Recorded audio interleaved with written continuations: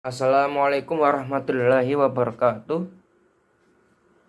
Eh, Nama saya Muhammad Novel Mutakin dengan NIM 050101200020. Pada kesempatan kali ini saya ingin mempresentasikan tentang artikel saya yang berjudul Analisis Fatwa Tarjih Muhammadiyah tentang Pernikahan Antaragama, Perspektif Kaidah Fikih. Jadi di dalam eh, artikel ini membahas tentang Fatwa Tarjih Muhammadiyah yang menjelaskan tentang pernikahan antar agama dan akan menggunakan perspektif kaidah fikih dalam pembahasannya. Jadi di Islam itu diatur yang namanya pernikahan baik sesama muslim ataupun pernikahan muslim dengan non muslim. Nah, ketika seorang menikah dengan non muslim, jika seorang muslim menikah dengan non muslim, itu yang disebut dengan pernikahan antar agama. Dan hal itu dilarang di dalam agama Islam. Di dalam Quran dilarang dengan menyatakan bahwa janganlah kamu menikahi wanita musyrik sebelum kamu beriman. Kenyataannya di dalam masyarakat Islam sendiri, pernikahan antar agama ini masih terjadi. Sehingga perlu adanya penguatan atas dalil-dalil yang telah ada sebagai rujukan bagi masyarakat. Nah, salah satu hal yang dilakukan adalah fatwa-fatwa yang ada. Nah, di Indonesia sendiri banyak muncul fatwa-fatwa dari organisasi Islam, dan salah satu organisasi Islam yang membahas tentang hal ini yaitu adalah Muhammadiyah. Jadi, Muhammadiyah juga telah mengeluarkan fatwa tentang bagaimana pernikahan antar agama ini terjadi. Dari fatwa Muhammadiyah ini ada beberapa hal yang bisa dianalisis. Jadi Muhammadiyah ini memberi keputusan Muktamar Tarjih Muhammadiyah yang ke-22 di Malang, di mana tentang fatwa tarjih Muhammadiyah tentang nikah antar agama ini terjadi. Jadi dari fatwa tarjih Muhammadiyah tersebut bisa dianalisis. Menuju ke pembahasan mengenai analisis fatwa tersebut. Yang pertama, sebelum kita masuk ke fatwanya Muhammadiyah tersebut, kita masuk ke pandangan dari para fuqaha mengenai pernikahan antar agama ini. Jadi para fuqaha dari keempat mazhab itu sepakat bahwa seorang wanita muslim itu dilarang menikahi seorang pria non muslim. Sementara seorang pria yang muslim bisa menikahi wanita non muslim dengan beberapa syarat. Alasan para fuqaha ini melarang wanita muslim menikahi pria non muslim. Hal ini dikarenakan adanya kekhawatiran dari pelanggaran dari akidah. Jadi karena istri itu sifatnya wajib tunduk kepada suami, maka apabila hal itu terjadi, pernikahan tersebut terjadi, maka akan kemungkinan bahwa wanita tersebut akidahnya luntur. Nah, bagaimana jika konteksnya pria yang muslim menikahi wanita non muslim? Maka ada beberapa pendapat para fuqaha.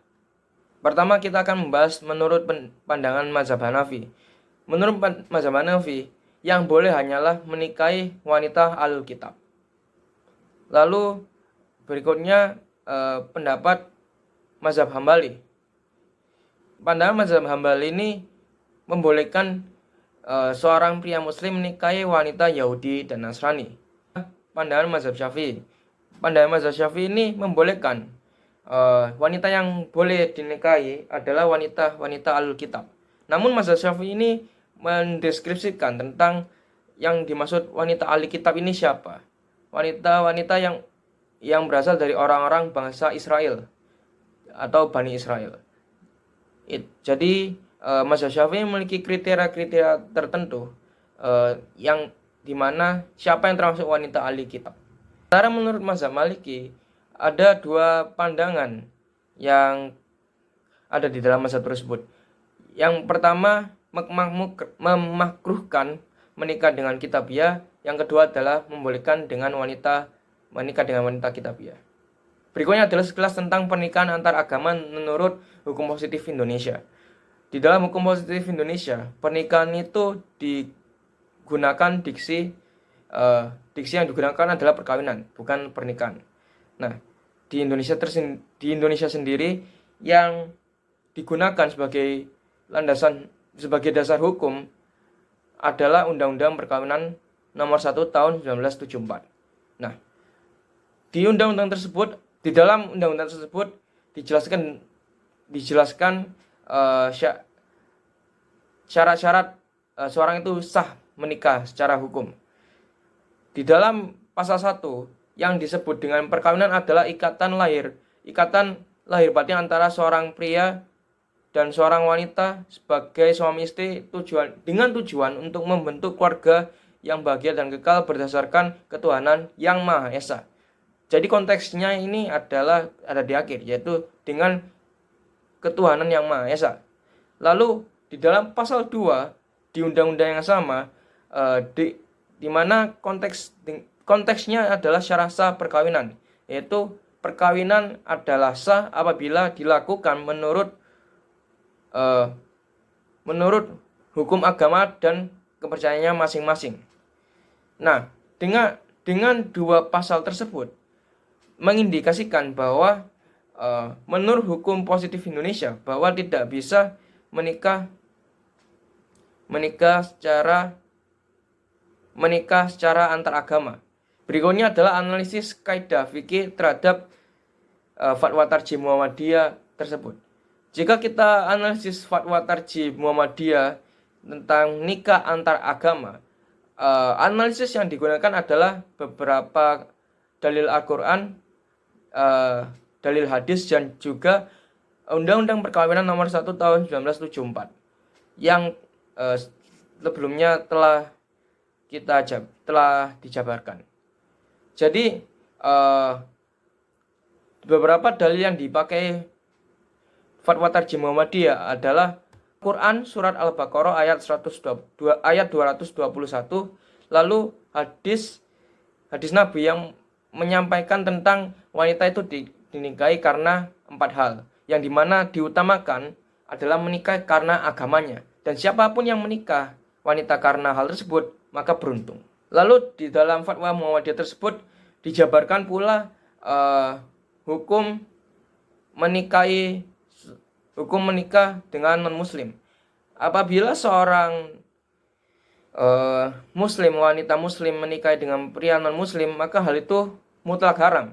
Namun bila kebalikannya, maka ada beberapa pendapat yang Muhammadiyah ambil. Ada dua pendapat, yaitu pendapat yang mengharamkan, yaitu menurut Quran surah Al-Baqarah ayat 120, dan juga pendapat yang membolehkan, yaitu kedua adalah pendapat yang membolehkan atau mubah menurut Quran surah Ali Imran ayat 113.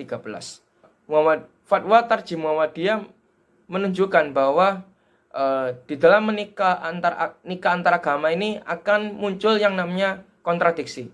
Nah, kontradiksi yang dimaksud di sini adalah adanya perbedaan yang terjadi ketika seorang itu menikah antar agama. Baik menurut hukum positif Indonesia tadi yang menyatakan bahwa menikah itu harus sesuai dengan agama dan kepercayaan masing-masing, sementara di dalam Islam sendiri hal tersebut adalah dilarang. Menikahi seorang yang musyrik itu adalah hal yang dilarang. Sehingga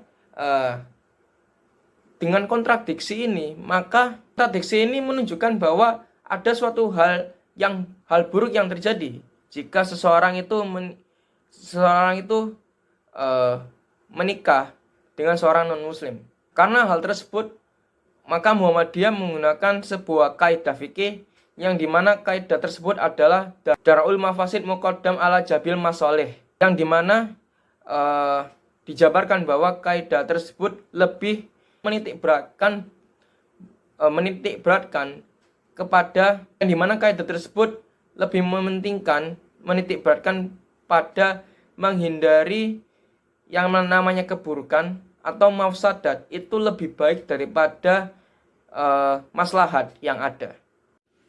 Nah, kaidah fikih yang muncul di fatwa tarjih tersebut itu dikarenakan munculnya kontradiksi yang ada dari analisis yang dijabarkan dalam fatwa tarjih Muhammadiyah tersebut.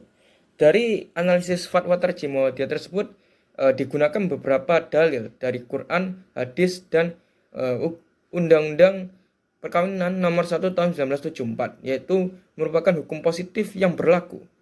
Nah, dari analisis yang ada dijabarkan oleh fatwa tarjih Muhammadiyah tersebut yang kemudian muncul kontradiksi, maka muncullah kaidah fikih yang digunakan dalam fatwa tersebut, yang dimana kaidah tersebut sebagai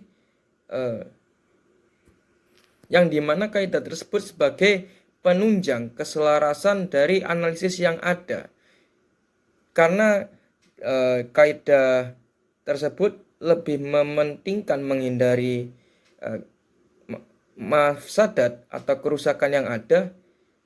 Dari hasil analisis tersebut menunjukkan bahwa akan ada suatu kerusakan atau mafsadat yang terjadi, dan itu lebih baik daripada jika menikah antar agama itu memunculkan maslahat, yang dimana justru itu lebih diutamakan menghindari menikah antar agama.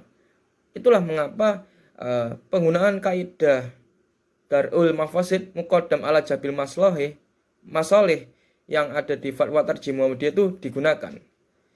Selain daripada juga dijabarkan dalam analisis tarjih tersebut, adapun kaidah fikih yang dicantumkan dalam fatwa tersebut juga karena keselarasan dengan Sa'ad al-Zari, yang dimana menghindari kerusakan itu lebih baik. Karena keselarasan tersebutlah kaidah tersebut dimunculkan di fatwa tarjih tersebut. Nah, sebenarnya di mana letak keburukan dan maslahat dari menikah antar agama? Jadi, jika kita melihat menikah antar agama, seseorang menikah antar agama itu akan muncul yang namanya perbedaan kepercayaan dan perbedaan keyakinan. Nah, letak keburukan atau mafsadat itu terletak di hal tersebut, adanya perbedaan kepercayaan. Nah, terlebih lagi jika yang menikah itu adalah seorang wanita muslim dengan pria non muslim, itu lebih buruk lagi karena pada hakikatnya seorang wanita itu mengikuti suaminya, maka tidak menutup kemungkinan yang namanya kepercayaan seorang wanita tersebut juga bisa mengikuti. Seorang itu bisa jatuh kepada kemusyrikan. Nah, lalu apa letak maslahat dari menikah antar agama ini? Yaitu menjaga akidah. Jika seorang muslim itu menikah sesama muslim, maka akidahnya terjaga. Mereka menikah karena sekufu, yaitu sesama akidah, sama-sama muslim. Karena sesama muslim, maka akidah seseorang itu bisa terjaga karena tidak tercampur sebagaimana seorang itu menikah dengan non muslim.